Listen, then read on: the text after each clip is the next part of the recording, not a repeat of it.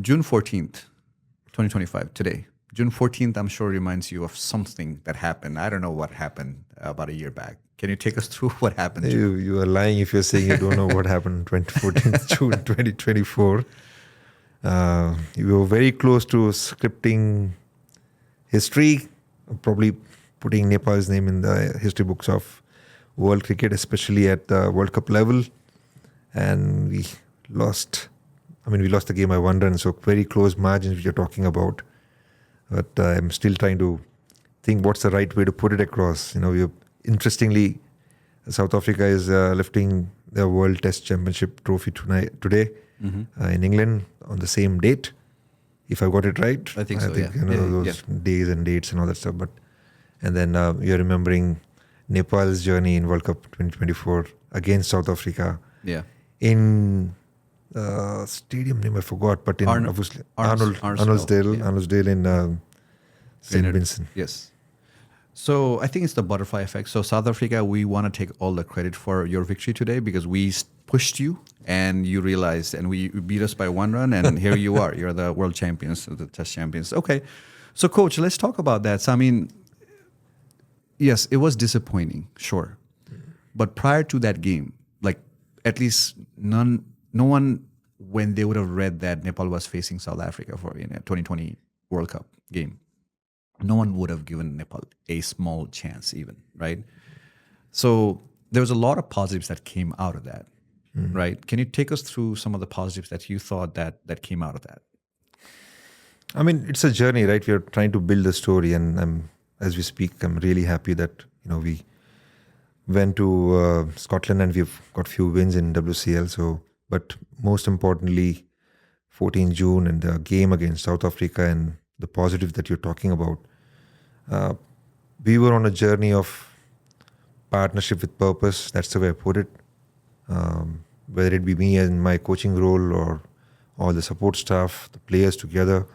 And I know a lot at stake because I did demand to go in early for this World Cup prep on this side, and quite a few things we were trying to put in place with challenges of one game rained off, some of those practice sessions rained off. But then we were right there in West Indies looking forward to this game. Quite a few plans, were very well executed. We dared something different.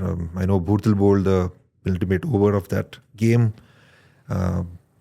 Yes, not 100% present on the field. That's the way I will also put it.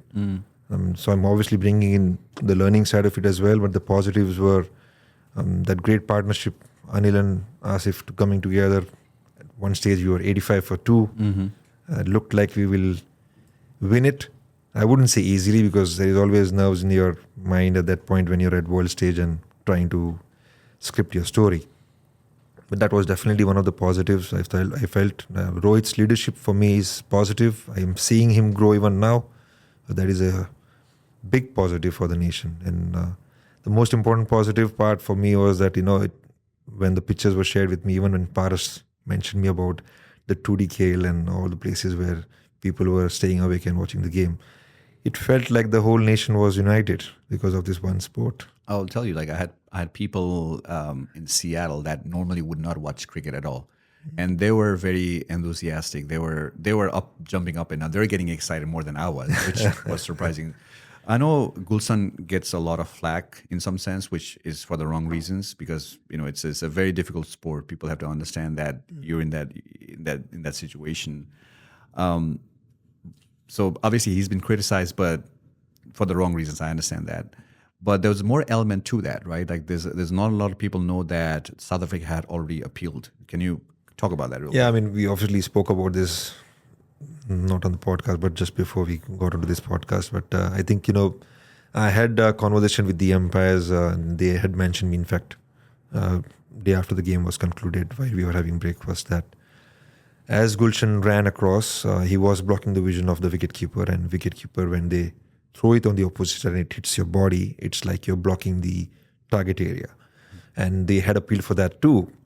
So even if Gulshan was in the crease, he would have been given out. So it's not that we talk about his awareness and all that stuff. But look, when someone is running in that pressure on the other side and something hits on your body, you will probably react to that. And for whatever reason, he slowed down at that point. But I never asked him that question, what happened there, because I know very clearly that even if he was in the crease, he would have been given out. So that's not the point. But I thought, you talk about also he got a lot of flake and all that. But today, for me, he's also a core member of this team. And when you're competing at the highest level and you're trying to build your identity, and you come across such kind of things as well, it builds your character.